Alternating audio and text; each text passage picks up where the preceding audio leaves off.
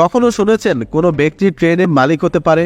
এমনটাই ঘটনা ঘটেছিল কিন্তু ভারতে। আমরা কিন্তু সবাই কম বেশি জানি ট্রেন একটি রাষ্ট্রীয় সম্পদ কিংবা জাতীয় সম্পদ। কেউ চাইলেও নিজের ব্যক্তি মালিকানাধীন ভাবে ট্রেনকে কিনতে পারে না। তবে ভারতে এমন একজন ব্যক্তি রয়েছে যিনি কিনা ট্রেনের মালিক হয়েছিলেন। সরকারই তাকে দিয়ে দিয়েছিল যাতে এই ট্রেনের মালিক তিনিই হন এবং ট্রেন থেকে আর্কিত সকল অর্থই কিন্তু তার কাছেই যায়। কি অবাক হয়ে গেলেন? আচ্ছা, আপনাদেরকে একটু ঘটনাটা বলি। ঘটনাটা হচ্ছে 2017 সালের। আইনি লড়াইয়ে জয়ী হয়ে জমিজমা অথবা সম্পত্তির মালিকানা খবর হরহামেশাই কিন্তু কম বেশি শোনা যায়। কিন্তু অবাক করা এক ঘটনা ঘটেছিল ভারতের পাঞ্জাবে, যেখানে ভারতীয় রেলের সঙ্গে লড়াইয়ে জিতে গোটা একটা ট্রেনই পেয়ে গিয়েছেন এক কৃষক। আর সেই কৃষকের নাম হচ্ছে সম্পূরণ সিং। তিনি পাঞ্জাবের লুধিয়ানার কৃষক। প্রায় 45 বছর ধরে তিনি সেখানেই রয়েছেন। কিন্তু এক সাধারণ কৃষক স্থানীয় অঞ্চলে নতুন লাইন পাতার জন্য নিজের জমির কিছুটা অংশ ভারতীয় রেল কর্তৃপক্ষকে দিয়েছিলেন, কিন্তু যথাযথ ক্ষতিপূরণ তিনি পাননি। এই অভিযোগে আদালতে দ্বারস্থ হয়েছিলেন সম্পূরণ। 2015 সাল থেকে তিনি কিন্তু সেই মামলাও লড়েছিলেন। প্রথমবার সেই মামলায় জয় হয় ওই কৃষকের। আদালত নির্দেশ দিলেও রেলের কাছ থেকে এক পয়সাও ক্ষতিপূরণ পাননি সম্পূর্ণ।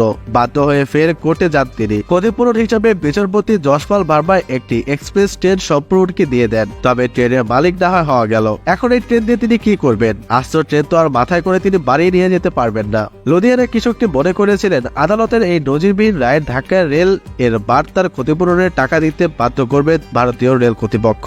চক্ষু চরক গাছ হওয়ার জোগাড় উত্তর রেলের আস্ত একটা এক্সপ্রেস ট্রেনকে ক্ষতিপূরণ হিসাবে ওই কৃষককে দিয়ে দেওয়ার নির্দেশ দিয়েছেন লুধিয়ানার অতিরিক্ত জেলা এবং দায়রা আদালত। বিচারক বলেছিলেন 1203 নম্বর স্বর্ণ শতাব্দী এক্সপ্রেসকে ক্ষতিপূরণের সম্পত্তি হিসাবে অ্যাটাচ করে দেওয়া হবে, অর্থাৎ সম্পূর্ণকে এই কার্যত ট্রেনটির মালিক এখন। এই স্বর্ণ শতাব্দী এক্সপ্রেস ট্রেনটি অমৃতসর এবং নতুন দিল্লির মধ্যে চলাচল করে। 2007 সাল থেকে লুধিয়ানা চণ্ডীগড় রেললাইনের জন্য জমির অধিকৃত করা হয় এই জায়গাটিকে। তার মধ্যে ছিল সম্পূর্ণ সিং এর জমিও। জমির ক্ষতিপূরণ বাবদ 42 লক্ষ টাকা পেয়েছিলেন সম্পূর্ণ। কিন্তু 2015 সালে আদালত ভারতের উত্তর রেলওয়েকে বকেয়া 1.5 কোটি টাকা ক্ষতিপূরণ দিতে বলে, কিন্তু রেল কর্তৃপক্ষ সেই টাকা দেয়নি। তারপরেই এই চমকে দেওয়ার রায় হয়। শুধু স্বর্ণ শতাব্দী এক্সপ্রেসই নয়, লুধিয়ানা স্টেশনের মাস্টার অফিসারকেও ক্ষতিপূরণের সম্পত্তি হিসাবে যুক্ত করা হয়েছিল।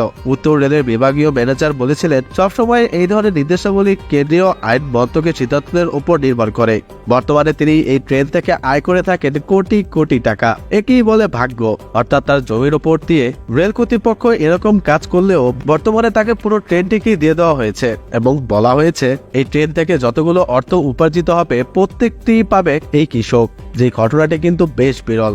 আজ পর্যন্ত কোনো ব্যক্তি ট্রেনের মালিক হতে পারেনি, কিন্তু ইনিই একমাত্র ব্যক্তি যিনি কিনা নিজের থেকে ট্রেনের মালিক হয়েছিলেন এবং রাষ্ট্রই তাকে দিয়ে দিয়েছে।